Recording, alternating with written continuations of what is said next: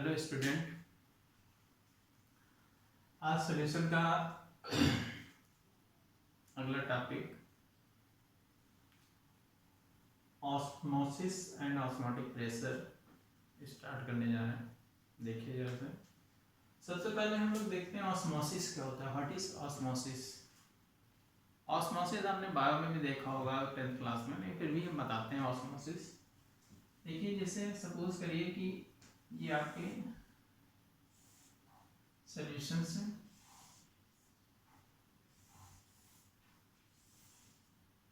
और इसको ठीक है एसपीएम। एसपीएम का मतलब सेमी परमेबल मेम्ब्रेन, ठीक है। एक यहाँ पर सॉल्यूशन है और एक सॉल्यूशन यहाँ पर है, ठीक है। ये सॉल्यूशन 1 है और एक सॉल्यूशन 2 है। यहाँ पर भी एक सॉल्यूशन है और यहाँ पर भी एक सॉल्यूशन है, ठीक। अब देखिए यहाँ पर सॉल्यूशन 1, अगर यहाँ पर जो कंसंट्रेशन है 1 का इज ग्रेटर देन 2 को, पहले इसमें फर्स्ट वाले फिगर में देखें कि अगर कंसंट्रेशन क्या है, इसकी कंसंट्रेशन इससे ज्यादा है, मैक्सिमम है, ठीक है। तो क्या होगा कि जो वेपर्स मॉलिक्यूल्स होंगे, वो सॉरी सॉल्वेंट और सॉल्यूट, सॉल्यूशन में क्या होता है देखिए भाई, सॉल्यूशन में मैंने आपको बताया था इस सॉल्यूशन के अंदर सॉल्यूट होता है और क्या होता है, सॉल्वेंट होता है, ठीक है। तो ऑस्मोसिस के प्रोसेस में जो मूवमेंट यहाँ पर ऑस्मोसिस से प्रोसेस होगी तो सॉल्यूट का मूवमेंट नहीं होगा, ये बहुत इंपॉर्टेंट है। सॉल्यूट का मूवमेंट नहीं होता है, किसका मूवमेंट होता है, केवल और केवल सॉल्वेंट का मूवमेंट होता है। सॉल्वेंट का मूवमेंट होता है, ठीक है। सॉल्वेंट मूव करेगा, सॉल्यूट मूव नहीं करेगा ऑस्मोसिस की प्रोसेस में। अब प्रॉब्लम ये आती है कि किधर से किधर की ओर मूवमेंट होगा। तो यहाँ पर जो मूवमेंट सॉल्वेंट का होता है वो लोअर कंसंट्रेशन, किससे, lower concentration to higher concentration की ओर होगा। लोअर कंसंट, अब इसको हटा दीजिए, लोअर कंसंट्रेशन, तो यहाँ पर कंसंट्रेशन क्या है, लो है, और यहाँ पर कंसंट्रेशन क्या है, हाई है, ठीक है। हाई कंसंट्रेशन, लो कंसंट्रेशन, ठीक है।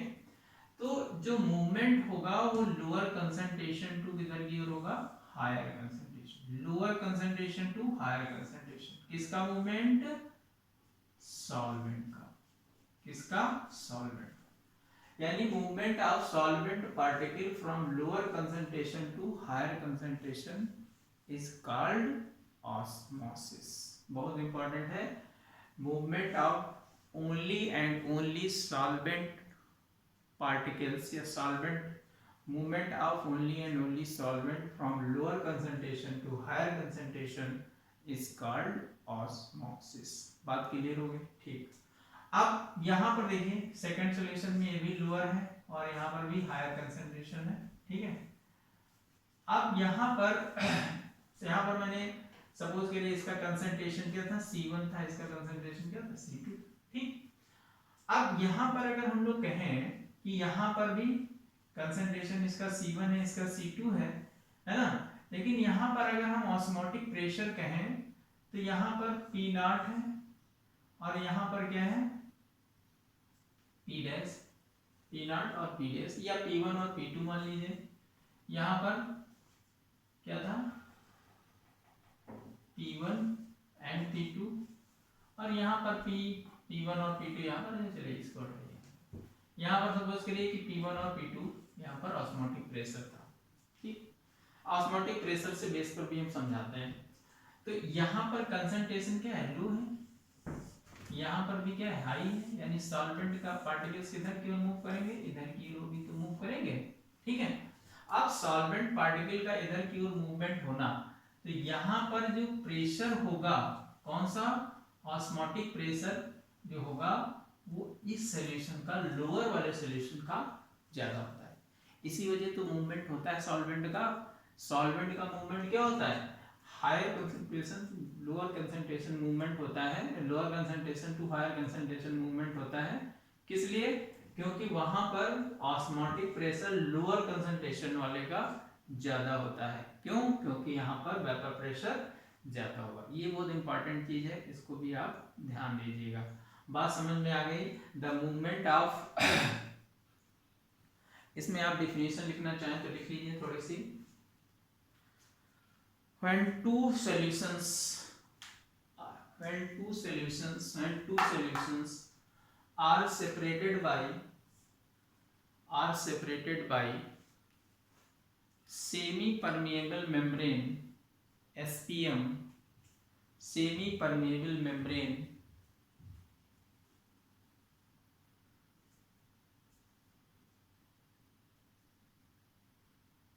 then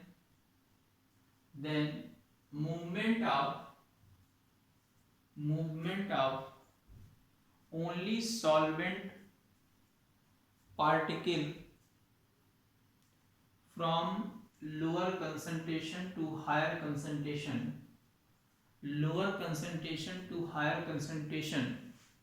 is called osmosis। ठीक है, तो ये तो osmosis हुई।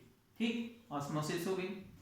अब यहां पर एक चीज और आप देखिए, ध्यान दीजिए कि अगर हम इस सॉल्यूशन को ऐसे, ये इसको हम ऐसे क्लोज कर दें, ठीक है, इसको क्लोज कर दें, यहाँ पर आपका सॉल्यूशन भरा हुआ था।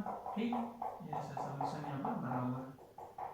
ठीक है, अब क्या करते हैं हम लोग कि यहाँ पर एक जो है एक ऐसे प्रेशर लगाते हैं। ठीक है, एक पिस्टन यहाँ पर अप्लाई करते हैं। ठीक है, अब यहाँ पर क्या है, हम लोग एक ये ऑस्मोसिस हो रही थी, यहाँ पर मैंने पिस्टन अप्लाई कर दिया।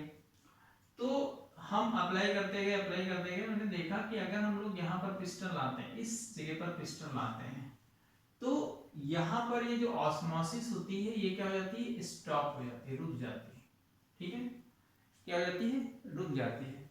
इसी प्रेशर को हम लोग क्या कहते हैं, ऑस्मोटिक प्रेशर, यानी that minimum exerted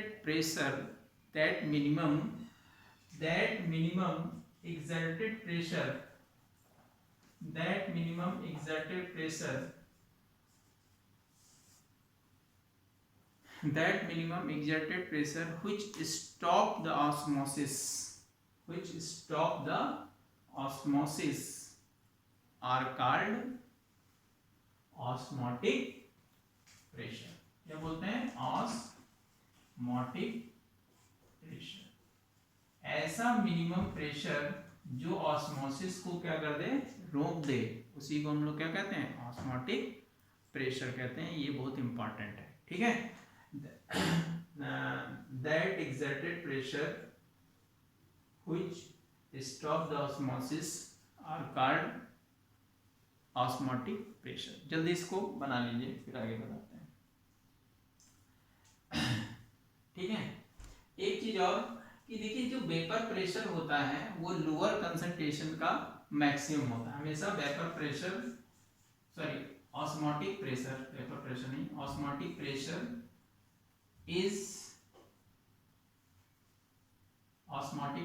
is always greater than higher concentration to lower concentration।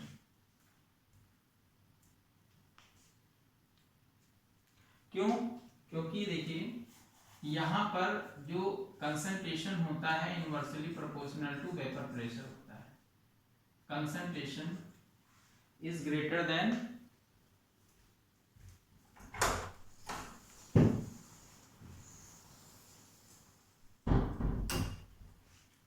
हमेशा जो आपका कंसंट्रेशन होता है वो वेपर प्रेशर की क्या होता है, इनवर्सली प्रोपोर्शनल होता है।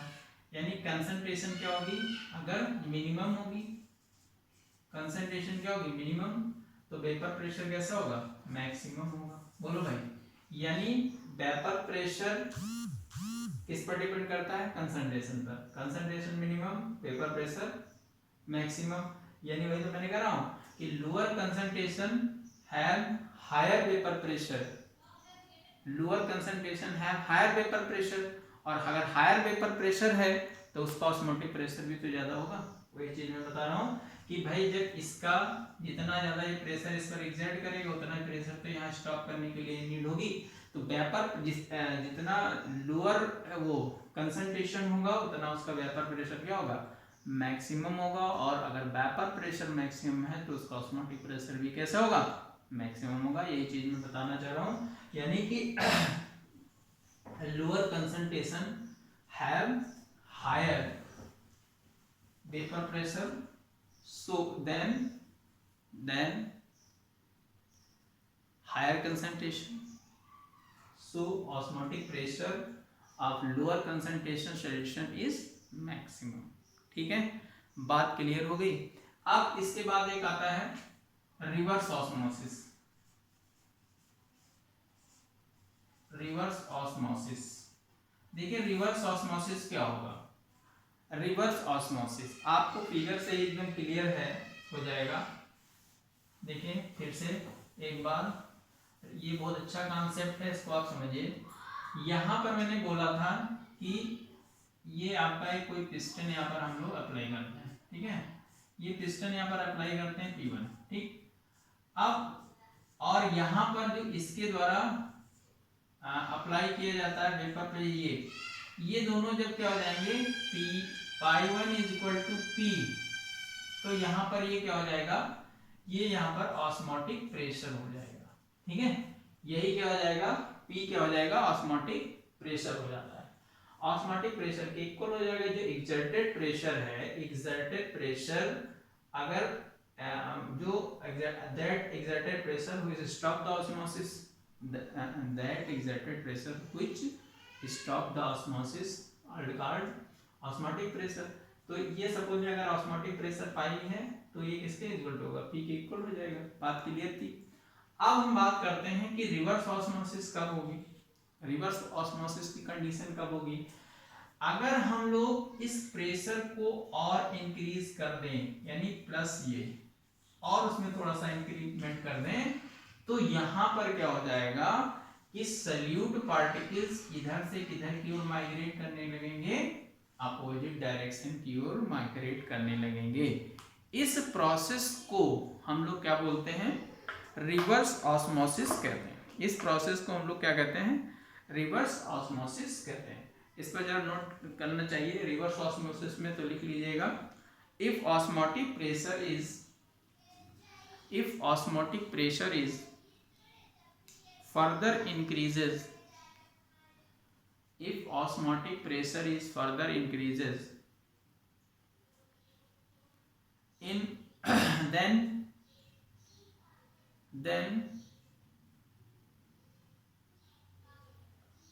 pure solvent flow out, pure solvent flow out from higher concentration to lower concentration, higher concentration to lower concentration. These pressures are called these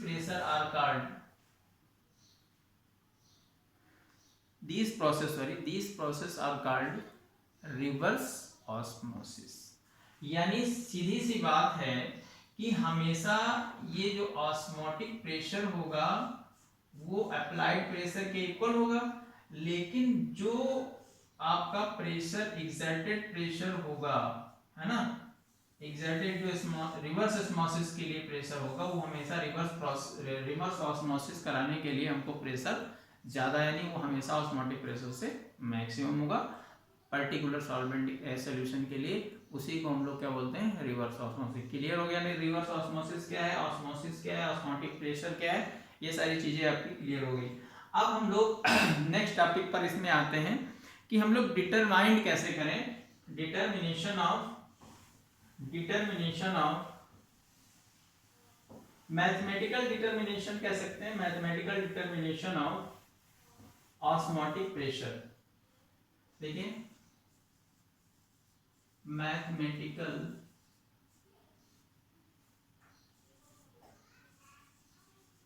determination of osmotic pressure. Mathematically हम लोग एक फार्मूले के form में कैसे numerical लगाएंगे, उसको हम लोग उस फॉर्म में कैसे यहाँ पर इसको क्या कर सकते हैं, इसको कैसे हम लोग मेजर कर सकते हैं। देखिए इसमें सबसे पहले क्या है, according to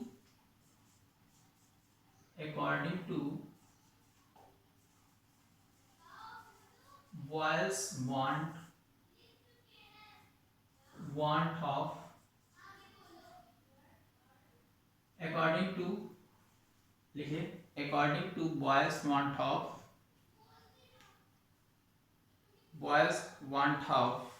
at constant temperature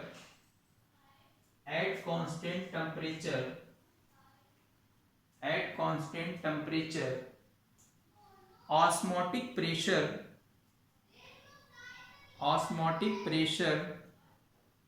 is directly proportional to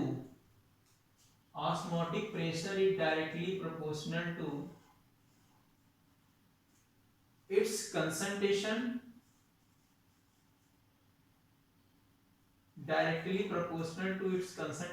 and inversely proportional to its volume.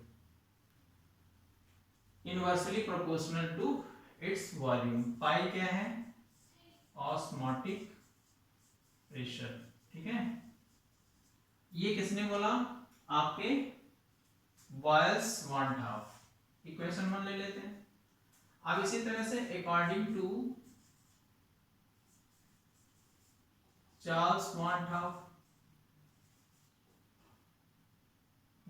Of, ठीक है, इसके थ्रू इसमें लिखिए according to Charles want of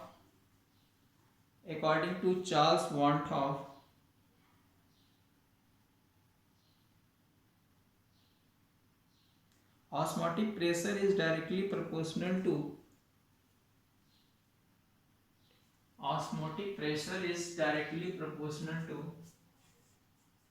temperature T। ठीक है, देखिए बॉयल्स ने कहा, देखिए अब यहाँ पर हम लोग प्रेशर जो कि एग्जर्ट हो रहा है, तो प्रेशर को गैसियस लॉ के थ्रू इसको हम लोग एक्सप्लेन करेंगे। सॉल्यूशन के अकॉर्डिंग यहाँ पर इन्होंने बॉयल्स ने क्या बोला कि at constant temperature osmotic pressure of solution is directly proportional to concentration या वॉल्यूम। और यहाँ पर हम लोग चार्ल्स ने क्या बोला कि डायरेक्टली प्रोपोर्शनल टू, यहाँ पर एट कांस्टेंट, यहाँ कंसंट्रेशन ये याद रखिएगा, और यहाँ पर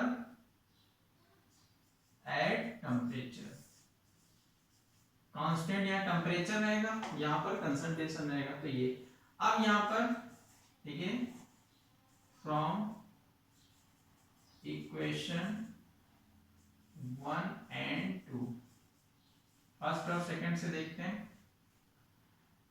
पाई डायरेक्टली प्रोपोर्शनल सी, पाई डायरेक्टली प्रोपोर्शनल किसके आ गया, टी के।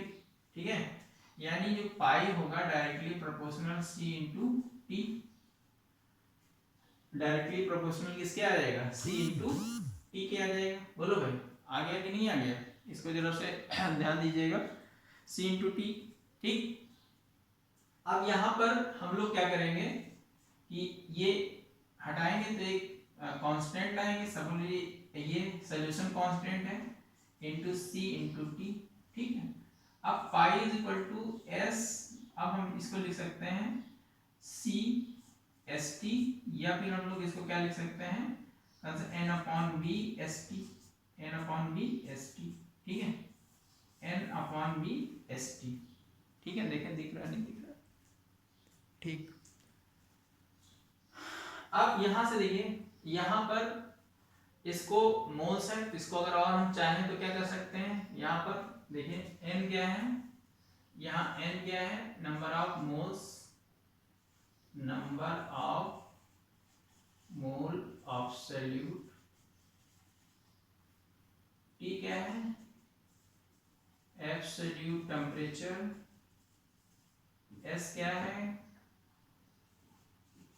सॉल्यूशन कांस्टेंट,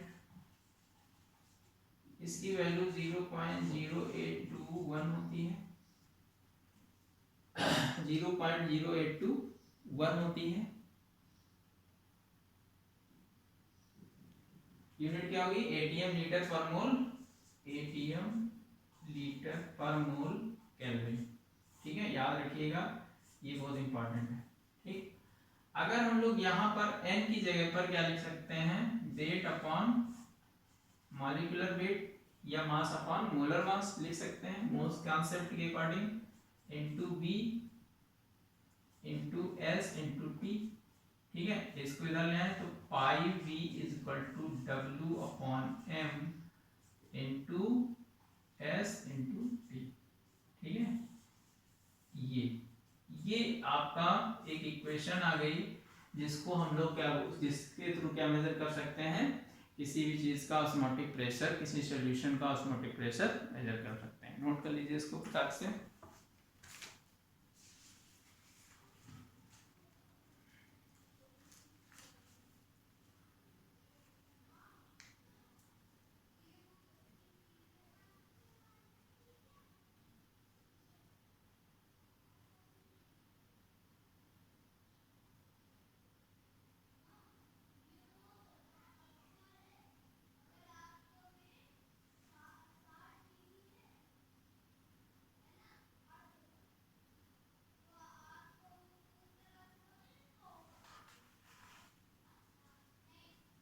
नोट हो गया, चलिए भाई फटाफट, ये चीज आपको समझना है, इससे न्यूमेरिकल्स बहुत सारे आते हैं। ठीक है, आप यहाँ पर वॉल्यूम है, इसको लीटर में लेंगे, है ना, जैसा आपको उसमें गिवन होगा, बहरहाल यहाँ पर वॉल्यूम लीटर में गिवन लिया जाएगा, ये ग्राम में होगा। ठीक है, और एस की वैल्यू मैंने बताया दी, एब्सोल्यूट टेम्परेचर को हमेशा आप क्या करेंगे, चेंज करेंगे। ठीक, चलिए अब हम लोग यहाँ पर बात करते हैं थोड़ा सा, ये आपका कोलिगेटिव प्रॉपर्टी वाला पोर्शन इंड हो गया। अब हम यहाँ बात करते हैं hypertonic and hypotonic solution. Hypertonic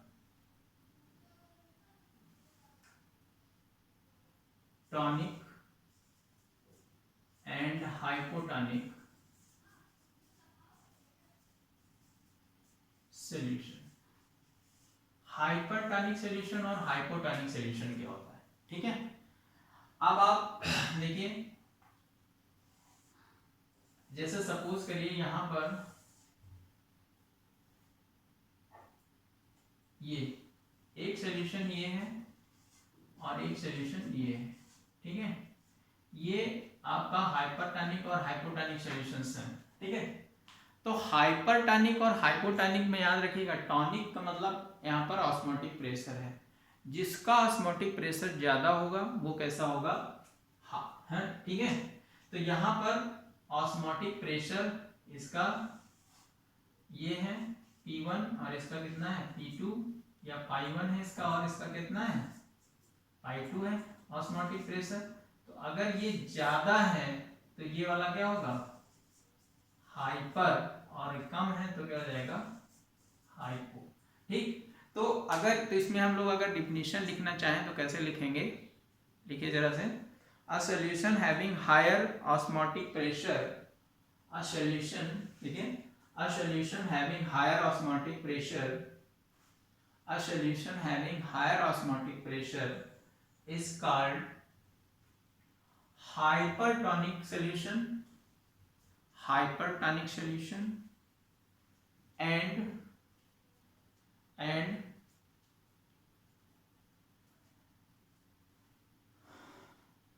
solution having lower osmotic pressure lower osmotic pressure are called hypotonic solution. Hypotonic, hypo means कम और हाइपर मीन्स अधिक या मैक्सिमम, ठीक है। तो इससे आप टॉनिक मतलब ऑस्मोटिक प्रेशर, तो जिसका ऑस्मोटिक प्रेशर ज्यादा होगा तो क्या होगा, हाइपोटोनिक, सॉरी हाइपरटोनिक, और जिसका कम होगा क्या होगा, हाइपोटोनिक। बात समझ में आ गई कि नहीं आ गई, ठीक है। अब इसके बाद एक आती है, यहाँ पर एक पॉइंट आता है isotonic, isotonic solution.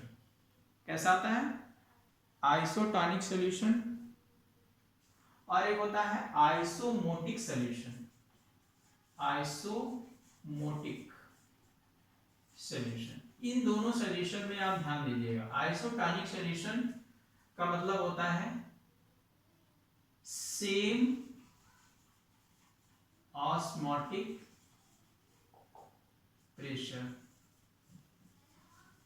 Those solution which have same osmotic pressure are called isotonic solution. Suppose करिए कि अगर यहाँ पर हम लोग क्या कहें कि ये दोनों के बीच में जो क्या था, ऑस्मोटिक प्रेशर सेम था, ठीक है, तो ये दोनों सॉल्यूशन कैसे हो जाएंगे, आइसोटोनिक सॉल्यूशन हो जाएंगे, ठीक है। जिनका सॉल्यूशन, सॉरी यहाँ पर हम ये सॉल्यूशन ऐसे लिखिए, एक minute,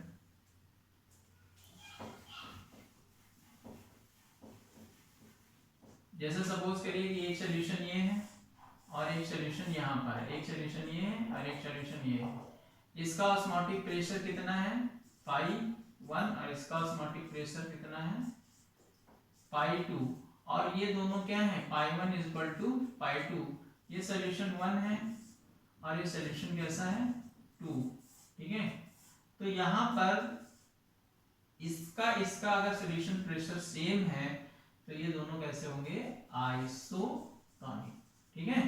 if osmotic pressure of two solutions are same then it is called isotonic solution, isotonic solution,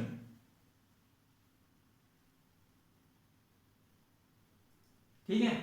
और अगर एक चीज और बता दें कि अगर इनका ये क्या हुआ, ये सेम है, तो ये चीज आप समझ लीजिएगा, सो C1 is equal to C2। अगर इसकी कंसंट्रेशन C1 है, इसकी कंसंट्रेशन क्या है, C2, ये क्या है, कंसंट्रेशन, फर्स्ट की कंसंट्रेशन सेकंड की, तो ये दोनों की कंसंट्रेशन क्या होगी, सेम होगी। तो आइसोटोनिक सॉल्यूशन का मतलब क्या होगा, if a solution have same concentration, if two solutions have same concentration, then its osmotic pressure is also same, या हम उल्टा कहें, if two solutions are isotonics then its concentration are also equal, ठीक है। दोनों कंडीशन है, इस पर न्यूमेरिकल में पूछा जाता है। अब यहाँ पर आता है आइसोमोटिक सॉल्यूशन क्या होता है, गेस करिए आइसोमोटिक सॉल्यूशन क्या होगा।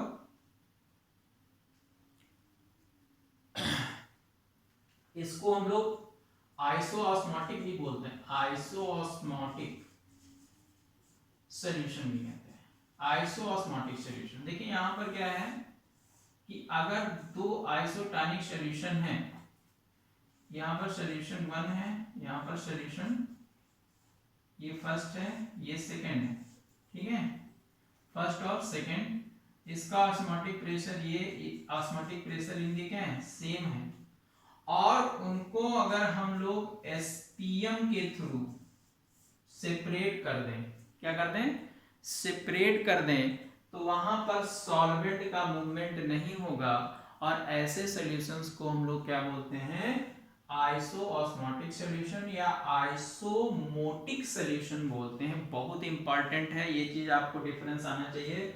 आइसोमोटिक सॉल्यूशंस आर दोज, लिख लीजिए, isosmotic solutions are those when two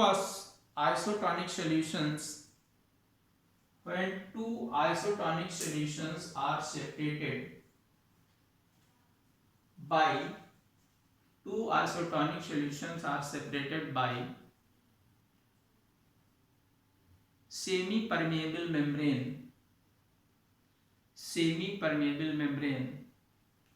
then there is no movement of solvent particles, is called isoosmotic solution. Isoosmotic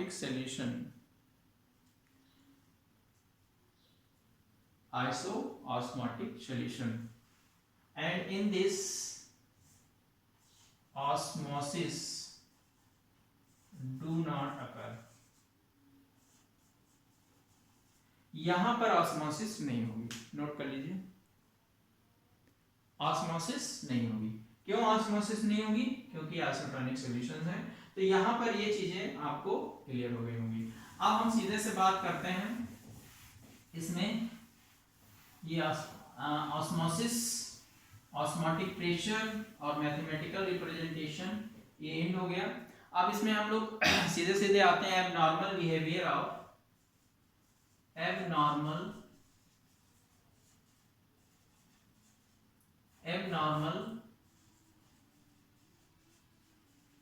behavior of colligative properties। abnormal behavior of colligative property, देखिए आपने colligative properties देखी होंगी। colligative properties में मैंने क्या बताया था? those properties will depend upon number of solute particles पर डिपेंड करती हैं, वो कोलिगेटिव प्रॉपर्टीज होती हैं। ठीक है, अब यहाँ पर मैंने कहा कि abnormal behaviour of colligative properties क्या होंगी, यानी कहने का मतलब ये हुआ कि वहां पर नॉर्मलिटी न रहे, कुछ चेंजेस हो जाएं। ठीक है, या तो उसकी कोलिगेटिव प्रॉपर्टी में इंक्रीमेंट हो या डिक्रीमेंट हो, वो कंडीशन आती है। तो इसमें होता क्या है, जैसे दरअसल सपोज करिए, मैं आपको बेसिक बताता हूँ। मैंने बोला था कि जो सोल्यूशन होता है वो काहे से बना होता है? सल्यूट और सॉल्वेंट से। किससे? सल्यूट और सॉल्वेंट से। तो यहां पर अगर सल्यूट जो होगा वो, देखिए सल्यूट अगर यहां पर दो कंडीशंस हो सकती हैं, एक होगा एसोसिएट, दूसरा होगा डिसोसिएट। ठीक है, और नो चेंज। तीन कंडीशंस यहां पर होती थी, मतलब हो सकती हैं। अभी तक आपने, हम लोग क्या लेकर के चलते थे कि सल्यूट को ऐड किया, उसमें कोई चेंज ना हो, ना तो वो एसोसिएट हो रहा है ना डिसोसिएट हो रहा है। अब एसोसिएट और डिसोसिएट का मतलब उनको क्या नहीं पता। देखिए अगर हम लोग सपोज करिए कि वहां पर ग्लूकोज वाटर में ऐड करते हैं, ये क्या है? सॉल्वेंट। ये क्या है? सल्यूट। ठीक है, तो यहां पर जो सॉल्यूशन बनता है, तो यहां पर जो सल्यूट होता है एज इट इज ग्लूकोज के फॉर्म में ही वाटर के अंदर डिसॉल्व रहता है। तो यहां पर ये इसका ना तो डिसोसिएशन हुआ ना एसोसिएशन हुआ, तो यहां पर कोई मतलब वहां पर डिसोसिएशन एसोसिएशन नहीं होता। लेकिन सपोज करिए कि आपने NaCl वाटर में ऐड कर दिया, तो यहां पर ये किसमें कन्वर्ट हो जाएगा? Na पॉजिटिव और Cl नेगेटिव में। किसमें? Na पॉजिटिव और Cl नेगेटिव में। या फिर हम लोग कहें कि जैसे सपोज करिए कि आपने क्या कर दिया कि हाँ ऐसे, मतलब क्या कर दिया आप, तो यहां पर क्या हो गया कि ये डिसोसिएट हो गया। ये क्या हो गया? डिसोसिएट हो गया। और अगर सपोज करिए कि मैंने कहा कि H2 प्लस O2 को आपस में कंबाइन किया, ये क्या हो गया? एसोसिएट। और ये क्या हो गया? डिसोसिएट। तो जब एसोसिएशन और डिसोसिएशन की कंडीशंस आती हैं, किसकी? एसोसिएशन और डिसोसिएशन की कंडीशन आती हैं, तो यहां पर जो ये पार्टिकल्स होते हैं, ये एक आयन जो है एक पार्टिकल की तरह बिहेव करने लगता है। और अगर ये ऐसा बिहेव करने लगेगा तो उसकी कोलिगेटिव प्रॉपर्टी में चेंज होगा, क्योंकि colligative property number of solute particle पर डिपेंड करती है। देखिए यहाँ दो थे, यहाँ पर क्या हो गया? 1 हो गया। तो यहाँ पर भी चेंज हो जाएगा, या 1 था यहाँ पर क्या हो गया 2 हो गया, तो यहाँ पर भी चेंज हो जाएगा। यानी नंबर ऑफ सॉल्यूट पार्टिकल पर डिपेंड करेगी, उसी को हम लोग कोलिगेटिव प्रॉपर्टी कहते हैं। और अगर हमने आफ्टर मिक्सिंग सॉल्यूशन हम बना रहे हैं, वहाँ सॉल्यूट पार्टिकल क्या हो गया, वहाँ पर उसमें एसोसिएशन और डिसोसिएशन हो गया, तो वो क्या करेगा, उसके अंदर एबनॉर्मलिटी क्रिएट करेगा। और जब एबनॉर्मलिटी क्रिएट करेगा तो इसी को हम लोग क्या बोलते हैं, एबनॉर्मल कोलिगेटिव प्रॉपर्टीज बोलते हैं। और या फिर इसके मास में भी चेंज हो जाएगा, देखिए इसका मास अलग होगा, इसका मास अलग होगा, तो इसीलिए हम लोग इसको क्या और भी बोल सकते हैं, एबनॉर्मल मोलर मास। बात क्लियर हो गया? इसमें आप थोड़ा सा लिखिए फटाक से। If solute associate or dissociate, if solute associate or dissociate when dissolved in solvent,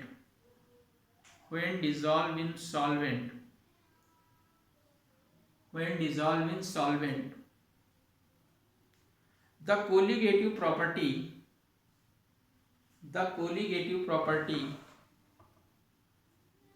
of solution are deviated. Colligative property are deviated. This deviation in colligative properties are called abnormal behavior of colligative property.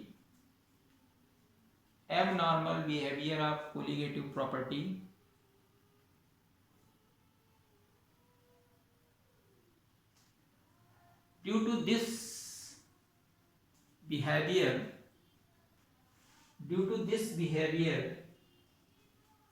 molar mass of solute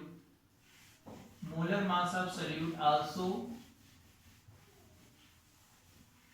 deviated. It is called abnormal. So it is called abnormal molar mass. ठीक है, तो बात clear हो गई।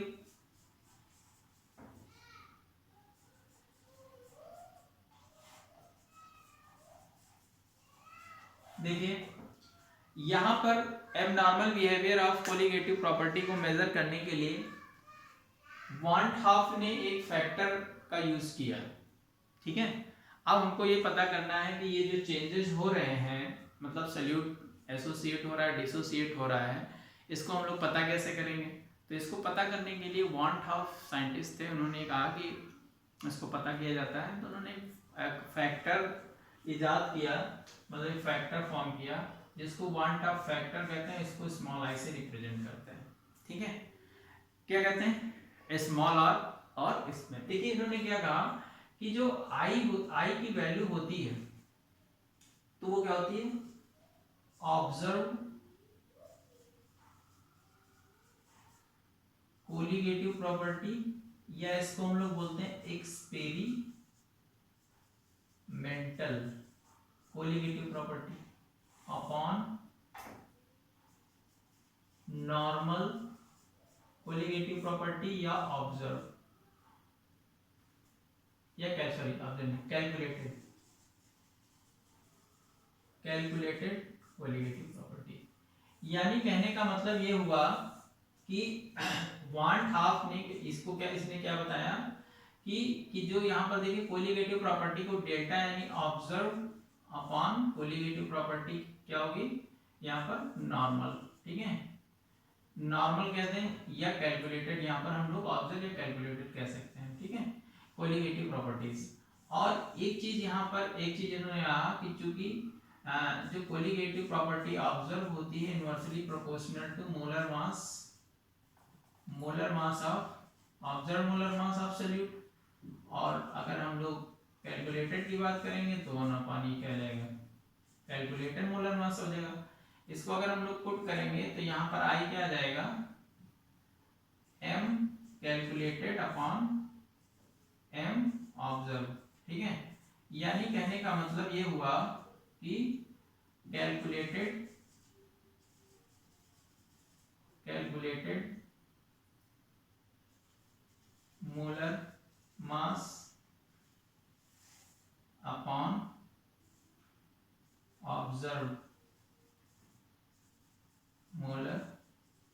मास, यह normal भी हो सकता है, ठीक है। तो ये चीज आपको ध्यान रखनी है, ठीक, यहाँ पर, ठीक, इसको नोट कर लीजिए, फिर अभी इसकी बात बताते हैं।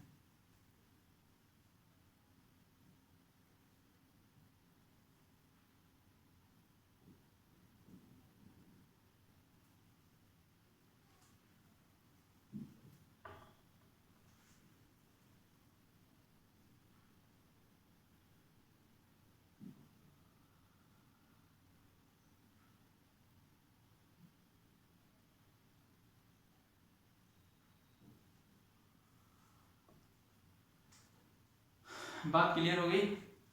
यहाँ पर ये क्या हो जाएगा, I is equal to normal molar mass upon observe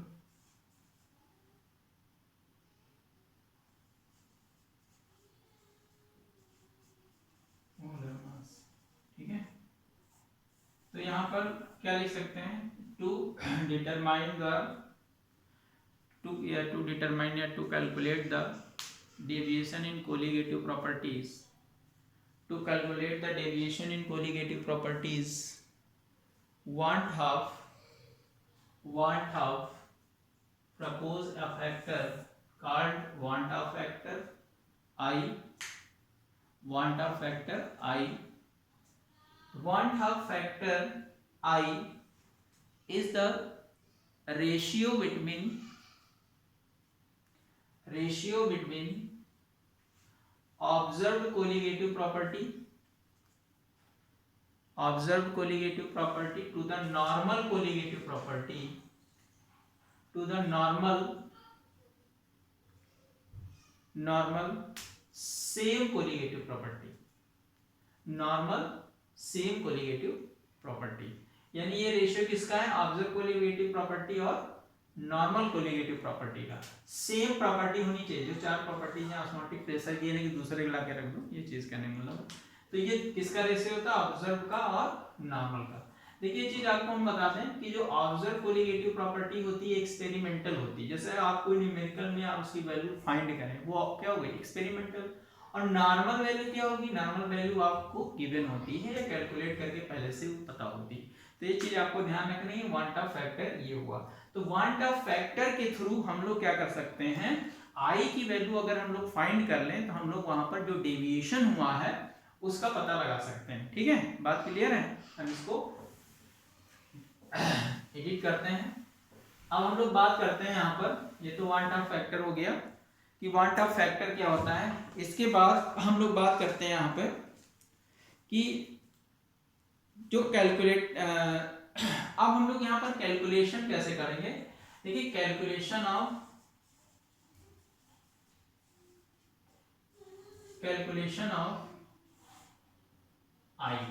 आई को हम लोग कैसे कैलकुलेट करेंगे। ठीक है, आई को हम लोग कैसे कैलकुलेट करेंगे। तो यहाँ पर हम सीधे फार्मूले लिखते हैं, फॉर डिसोसिएशन।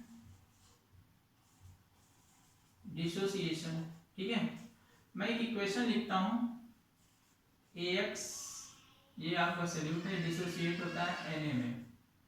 इनिशियल मोल इसका 1 है, इसका 0 है।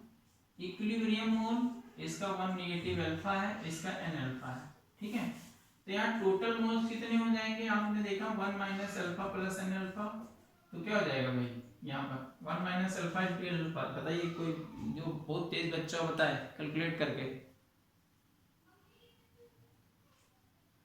ठीक है, बताओ भाई क्या होगा, तेज बच्चा।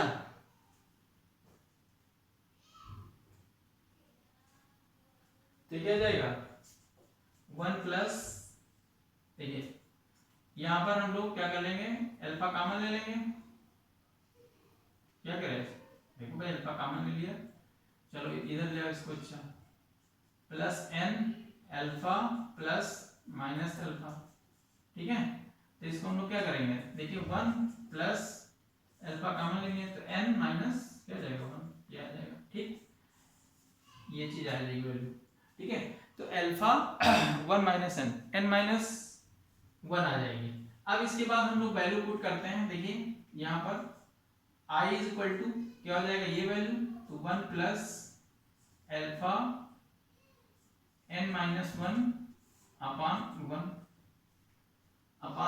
1। जरा से इसको करके दिखाइए कि क्या होगा आगे, जल्दी फटाक से।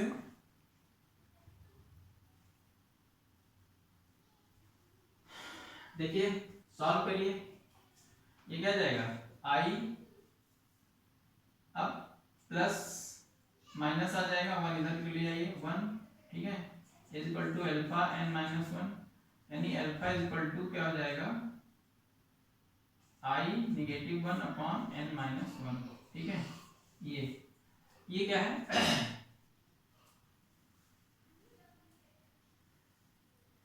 यहाँ पर हेडिंग चेंज करिए, कैलकुलेशन ऑफ डिग्री ऑफ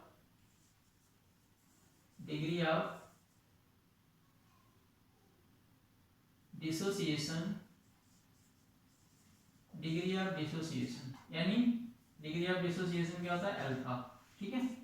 तो ये ऐसा रहा, तो यहाँ पर देखिए क्या हो जाएगा, आई की अल्फा इज इक्वल टू क्या आ जाएगा, ये वैल्यू आ गई, ठीक है, अल्फा इज इक्वल टू ये वैल्यू आ गई। ये किसके लिए है, डिसोसिएशन। अगर आपका कोई सॉल्यूट डिसोसिएट हो रहा है तो ये चीज आपको ध्यान रखनी, इतना पढ़ना है। अब यहाँ पर देखिए थोड़ा सा, देखें दिख रहा है,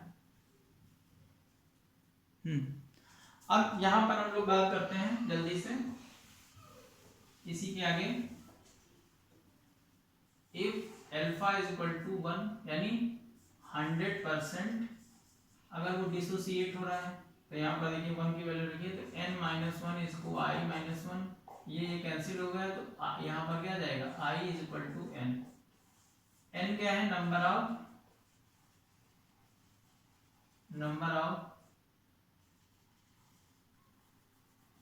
ऑफ आयंस या नंबर ऑफ पार्टिकल्स,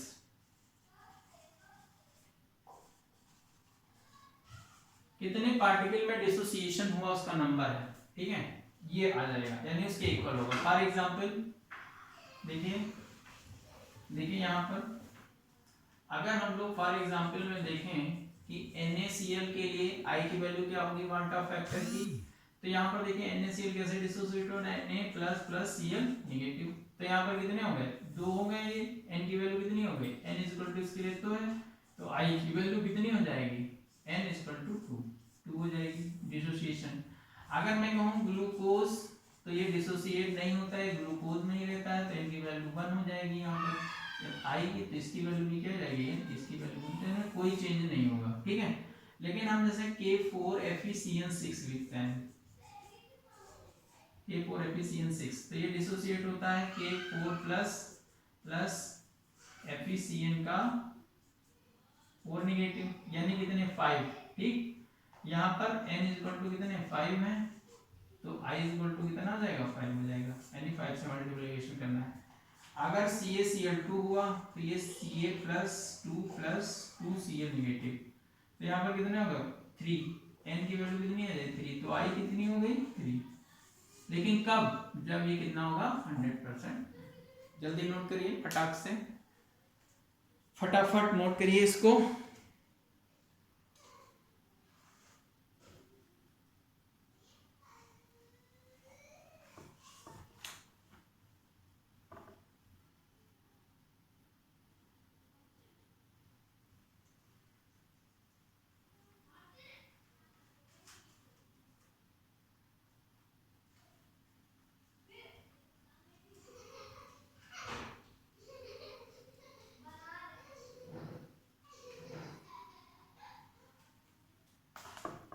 ठीक है, अब देखिए ये बहुत इंपॉर्टेंट फार्मूला था, इस पर क्वेश्चन आते हैं। अब हम बात करते हैं degree of association, degree of association, alpha की बात करते हैं हम। तो यहाँ पर हम फार्मूला सीधे बताते हैं, जो formula alpha is equal to, वहां पर क्या था i नेगेटिव 1 और यहाँ 1 अपॉन n नेगेटिव 1 हो जाएगा। भाई ये चीज आपको ध्यान रखनी है, इतना सा चेंजेस है, इतना सा क्या है चेंज है यहाँ पर। अल्फा इज इक्वल टू क्या हो जाएगा, यहाँ पर ध्यान नोट कर लीजिए फटाक से, I नेगेटिव 1/n, यहाँ पर n वही है, नंबर ऑफ पार्टिकल्स वही है, तो यहाँ पर अगर यहाँ पर भी कंडीशन वही होती है, यहाँ पर आप देखिएगा कि I जो होगा वो इक्वल टू 1/n होगा, ये चीज आपको ध्यान रखना है, जो निकल के आएगा फॉर अल्फा क्या होगा 100% अगर आयनाइज होगा 1 वैल्यू होगी, अल्फा की वैल्यू कितनी हो जाए 1, ठीक है, तो वहां पर I इक्वल टू 1/n की वैल्यू यहाँ पर एसोसिएशन में आएगी, ठीक, बात क्लियर है। अब इसकी वैल्यू कहाँ है, जैसे सपोज करिए मैंने आपको फॉर इसमें कुछ हम लोग नोट्स लिखते हैं, कहाँ पर हमको क्या करना है, ठीक है, कहाँ पर हमको क्या करना है, फार्मूले कैसे चेंज यहाँ पर हुए होंगे, तो फार्मूले के बेस पर अगर हम लोग बात करते हैं तो फार्मूले में जैसे हम लोगों ने कोलिगेटिव प्रॉपर्टीज सारी देखी थी, तो कोलिगेटिव प्रॉपर्टीज में हम लोगों ने जैसे देखा था, आपको देखिए मैंने क्या देखा था, relative lowering P0 minus PS upon P0, ठीक है, तो ये क्या हो जाएगा, केवल I से इसका मल्टीप्लिकेशन हो जाएगा, ये क्या हो गया एबनॉर्मल, I कैसा है नॉर्मल पहले वाला, तो I से क्या होगा मल्टीप्लिकेशन हो जाएगा। इसी तरह से हम लोग एलिवेशन इन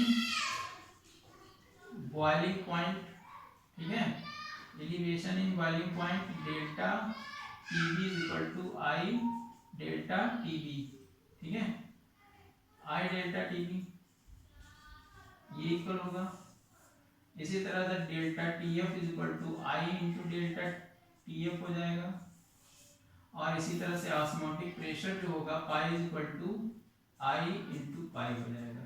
तो ये सारे क्या हो गए, सब क्या हो रहे हैं यहाँ पर मल्टीप्लीकेशन I से हो जा रहे हैं सारे फार्मूले में, केवल एबनॉर्मल अगर कैलकुलेट करना है तो जो नॉर्मल कोलिगेटिव प्रॉपर्टीज है उसको हम लोग I से मल्टीप्लाई कर देंगे, और I से मल्टीप्लाई करने पर वहां पर हमको एबनॉर्मल बिहेवियर पता चल जाएगा कि पहले कितना था, और जब एबनॉर्मलिटी हो गई तब कितना यहाँ पर उसमें चेंजेस हुआ, ठीक है। तो इस तरह से हम लोग कोलिगेटिव प्रॉपर्टीज, ऑस्मोटिक प्रेशर और ये सारी चीजें हम लोगों ने सीखा। इसमें लगभग हमारा पूरा टॉपिक जो सोल्यूशन का था वो एंड हो चुका है, सोल्यूशन टॉपिक एंड हो चुका है। इसमें कुछ न्यूमेरिकल्स पोर्शंस है, तो उस पर आप लोग मैसेज करिएगा कि कोई न्यूमेरिकल अगर होगा इससे रिलेटेड, ठीक है, तो हम उसको देखेंगे या उस पर हम डिस्कशन करेंगे, ठीक है। एक आधे न्यूमेरिकल अप्लाई करना आप लोग वैसे करिएगा भी, और अगर कोई प्रॉब्लम होती है तो आप कमेंट करके बताइएगा कि उसमें कोई प्रॉब्लम आ रही है। वैसे ये सोल्यूशन टॉपिक हमारा एंड हो चुका है, ठीक है। और अब नेक्स्ट टॉपिक पर हमारा जो आएगा आप लोग कमेंट करके बताइए कि नेक्स्ट टॉपिक हम कौन सा पढ़ाया जाए आपको, सॉलिड स्टेट बताया जाए या इलेक्ट्रोकेमिस्ट्री बताया जाए, ये आप कमेंट बॉक्स में कमेंट करिएगा। और फिर मैं बोल रहा हूँ आपसे कि चैनल को सब्सक्राइब कर लीजिए, शेयर कर दीजिए और लाइक कर दीजिए, ठीक है। और बेल वहाँ पर बन के आएगी, उसका बटन प्रेस कर दीजिए ताकि नोटिफिकेशन मिलता रहे, क्योंकि ये सिलसिला बंद नहीं होगा, ठीक है। जब तक ये सिलसिला आप चलता ही रहेगा, और हर एक टॉपिक, हर एक लेसन, वो चाहे 11th क्लास हो या 12th क्लास हो, सबका एक एक टॉपिक यहाँ पर डिस्कशन किया जाएगा। और वीडियो लगातार आते रहेंगे, इसमें कोई वो नहीं है, हम आपसे कुछ ले भी नहीं रहे, ना कुछ पता वो कर रहे हैं, और केवल मैं अब इसीलिए कह रहा हूँ कि आप चैनल को सब्सक्राइब करिए, ताकि मुझे देखने में लगे या व्यूअर्स कितने हैं वो देख करके लगता है कि वीडियो मेरा लाइक किया जा रहा है, एक हौसला बढ़ता है अंदर कि मुझे बनाना चाहिए। और हम यही चाहते हैं कि मैं किसी के काम हूँ, लॉकडाउन में मैं लोगों की हेल्प करूँ, तो घर में ही रह करके मैं ये वीडियो बनाता हूँ ताकि आप लोगों तक पहुँचे। Thank you.